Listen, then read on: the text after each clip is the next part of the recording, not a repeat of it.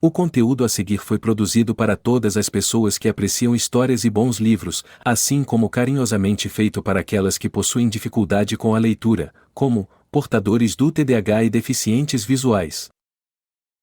Capítulo 16. Na cidade de Amiron. A cidade de Amiron surgiu à vista, e Elric nunca havia visto um lugar como aquele antes. Amiron fazia Dusken parecer o assentamento mais limpo e bem organizado que existia. A cidade ficava abaixo da planície das rochas, em um vale no qual persistia uma névoa constante, um manto sinistro e odioso que ocultava o local da visão de homens e deuses. As edificações, em sua maioria, estavam quase em ruínas, com tendas e barracos erguidos no lugar. A mistura de estilos arquitetônicos, alguns familiares, outros totalmente estranhos, era tamanha, que Elric não via uma só construção que se parecesse com outra. Havia barracos e castelos, casas, torres e fortes, vilarejos de casas de madeira com ornamentações esculpidas. Outras pareciam meramente pilhas de pedras com uma abertura servindo de porta. Mas nenhuma tinha boa aparência. Não poderiam ter boa aparência naquele cenário sob um céu constantemente nas trevas. Aqui e ali, fogueiras vermelhas crepitavam, jogando mais fumaça no céu. E quando Elric e Hakir chegaram aos limites da cidade, encontraram um aroma rico em uma variedade de maus cheiros. Arrogância, e não orgulho, é a principal qualidade da maioria dos moradores de Amiron, disse Hakir, torcendo o nariz aquilino. Se é que lhes resta ainda alguma qualidade de caráter. Elric se arrastava através da sujeira. As sombras se esgueiravam nos estreitos espaços entre as edificações. Tomado de dúvidas, Elric diz: será que existe uma taverna onde possamos perguntar onde fica o túnel sob o pântano? Não existe taverna nenhuma.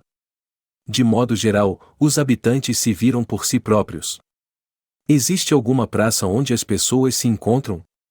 Cada morador ou grupo de moradores construiu sua própria habitação onde teve vontade, ou onde havia espaço. Eles vêm de todos os planos e todas as épocas, por isso a confusão, a decadência e a antiguidade de muitos dos lugares. Por isso a sujeira, a desesperança, a decadência da maioria.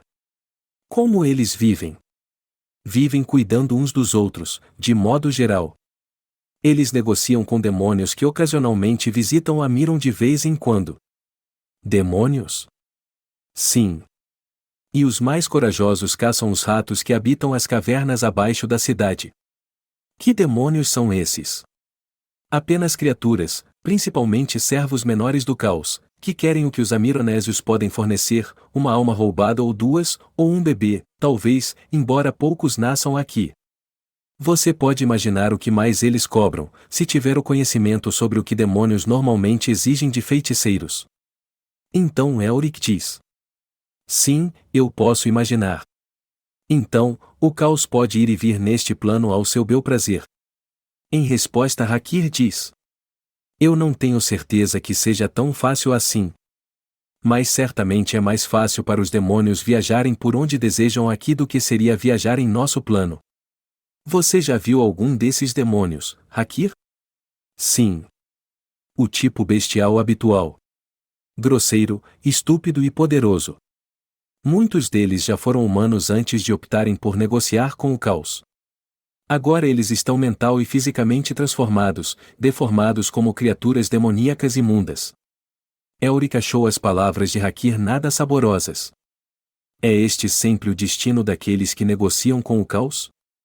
Pergunta ele. Você deveria saber, já que vem de Melniboné. Continuando, Hakir diz: eu sei que em Fum, isso raramente acontece. Mas parece que quanto maior o desafio, mais sutis são as alterações que um homem sofre quando o caos concorda em negociar com ele. Suspirando, Elric pergunta: onde podemos consultar a respeito do túnel sob o pântano? Em resposta, Hakir diz: sei que há um velho. Antes que terminasse, um grunhido atrás dele o fez parar. Outro grunhido. Um rosto com presas surgiu no meio da escuridão formada por uma laje de alvenaria que caiu.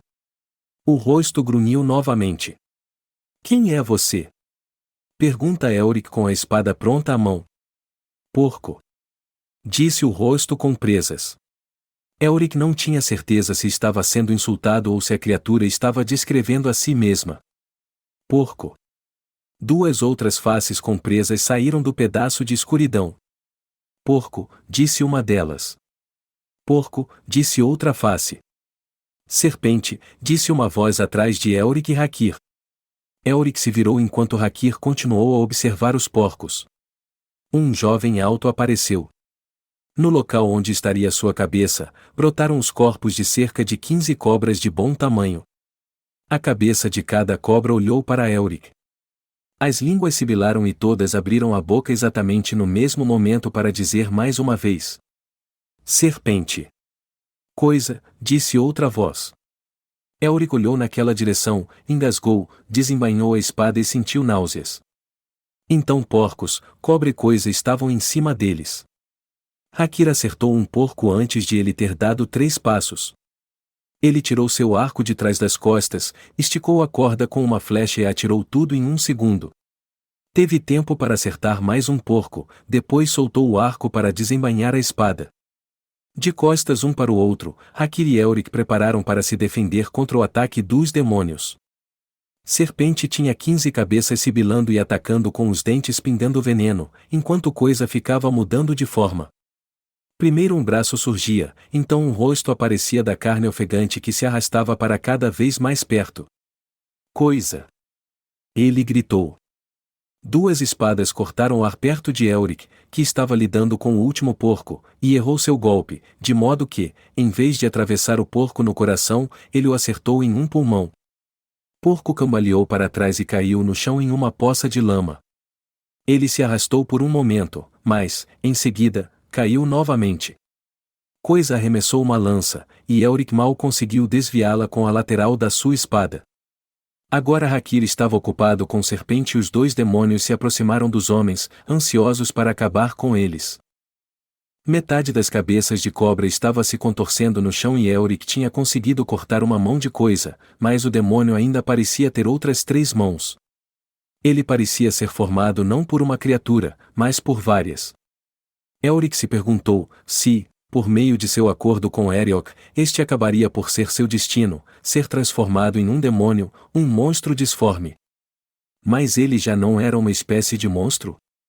Muitos já não o confundiam com um demônio? Esses pensamentos lhe deram força. Ele gritou com otimismo enquanto lutava. Elric. Seu adversário responde, também ansioso para reivindicar o que ele considerava como a essência do seu ser. Coisa. Outra mão voou quando a espada de Albec cortou-a. Outra flecha foi arremessada e desviada para o lado, outra espada apareceu e acertou o elmo de Elric com uma força que o atordoou e mandou-o cambaleando na direção de Hakir, que foi atrapalhado enquanto tentava derrubar Serpente, e quase foi mordido por 4 das suas cabeças.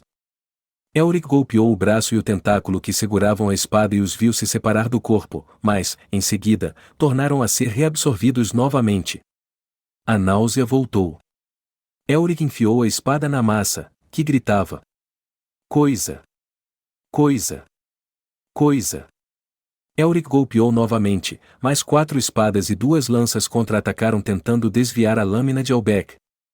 Coisa! Sem dúvida isso tudo é obra de Irkun, disse Elric. Ele percebeu que eu o segui, e busca nos deter com seus aliados demônios. Ele cerrou os dentes e falou através deles. A não ser que um desses seja o próprio Irkun. Você é meu primo Irkun?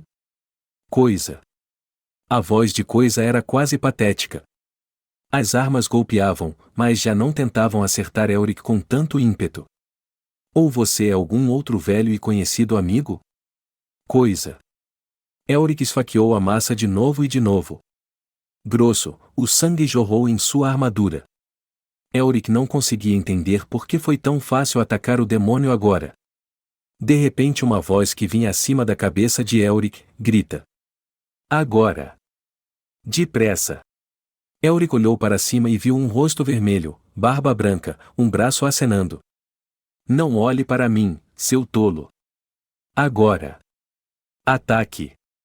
Era o velho que Hakir havia comentado. Elric colocou as 2 mãos no punho da espada e conduziu a lâmina profundamente na criatura disforme, que gemeu, gritou e disse em um pequeno sussurro antes de morrer: Frank. Hakir atacou no mesmo momento e sua lâmina passou pelas cabeças das serpentes restantes, penetrando o peito e o coração, e seu demônio morreu também.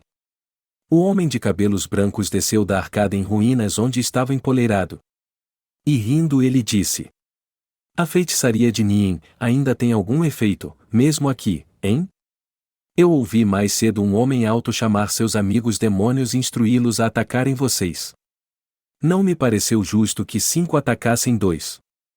Então eu me sentei em cima daquele muro e suguei a força do demônio de muitos braços. Ainda consigo. E agora eu tenho a força dele, ou uma boa parte dela, e me sinto consideravelmente melhor do que já me senti por muitas luas. Ele disse: Frank, lembrou Elric franzindo a testa. Você acha que aquilo foi um nome? O nome dele antes de ser um demônio? Talvez, responde o velho Nien. Pobre criatura. Mas ela está morta agora. Vocês não são de Amiron, nenhum dos dois. Embora eu já tenha visto você antes, vermelho. E eu já vi você, disse Hakir com um sorriso. Ele limpou o sangue de serpente de sua espada, usando uma das cabeças dela para isso, dizendo: Você é Nien que sabia tudo. Sim. Que sabia tudo, mas que agora sabe muito pouco. Ressalta Nien.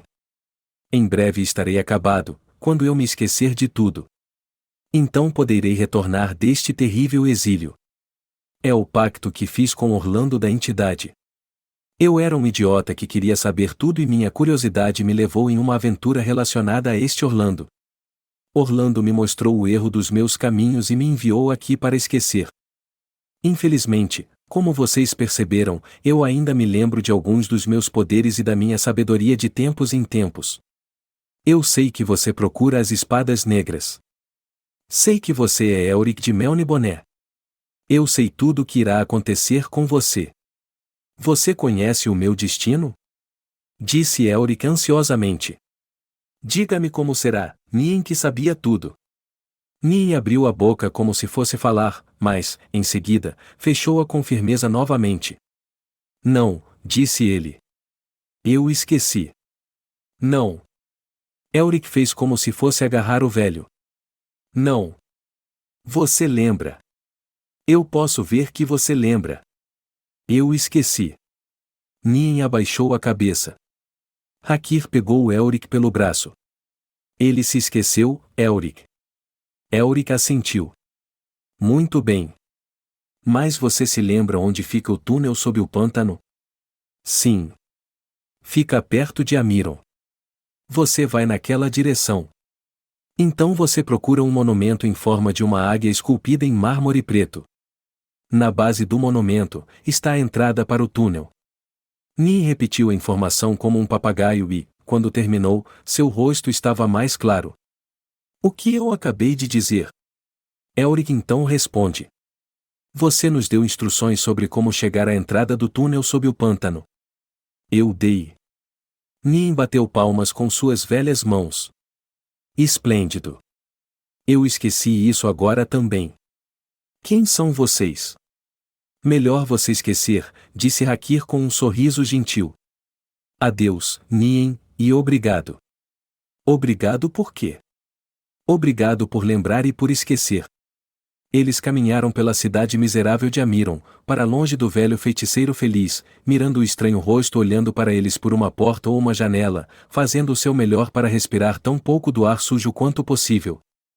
Eu acho que, talvez, eu tenha inveja de Nien, dentre todos os habitantes deste lugar desolado, disse Hakir. Pois tenho pena dele, disse Elric. Por quê? Porque ocorre-me que, ao se esquecer de tudo, ele pode também se esquecer de quando lhe for permitido deixar Amiron. Hakir riu e deu um tapa no albino, nas costas de sua armadura. Você é um camarada sombrio, amigo Elric. Será que todos os seus pensamentos são tão cheios de desesperança? E com a sombra de um sorriso Elric responde. Eles seguem nessa direção, temo eu. Fim do capítulo 16.